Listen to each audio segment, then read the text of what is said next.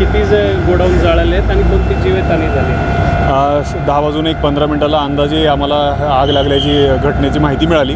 त्याच्यानंतर तात्काळ अग्निशमन दल आणि डिझास्टर मॅनेजमेंटचे जे काही दल आहे आमचं या ठिकाणी उपस्थित झालं आणि त्यांनी आग विझवण्यासाठीची जी काही कार्यवाही आहे ती चालू केलेली आहे। आणि या ठिकाणी जर बघितलं तर PMRD, MIDC, PCMC, पुणे सगळे जे फायर स्टेशन आहेत त्यांच्या सगळे जे काही गाड्या आहेत आम्ही बोलवले आहेत आणि या ठिकाणी तातडीनं आमचं आग विझवण्याचं काम हे प्रायोरिटीवरती चालू आहे।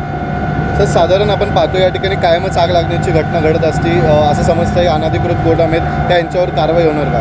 नाही, निश्चितपणे आता ते बोलणं मला संयुक्तिक वाटत नाही आता सध्या। मी त्याच्यावरती नंतर आपल्याशी चर्चा करेल, पण आता सध्या प्राथमिकता अशी आहे की आम्हाला ही आग विझवणं ही आमची प्राथमिकता आहे आणि तूर्त जी आम्हाला माहिती मिळाली याच्यामधले कुठलीही जीवितहानी झालेली नाही आणि आमचा तो प्रयत्न आहे की आग आम्हाला पसरू न देणं हा आमची प्राथमिकता आहे सध्याच्या घडीला। अग्निशमन दलाच्या गाड्या पुढून इथं दाखल झाल्या आग विझवण्यासाठी आणि किती दुकानं जळली?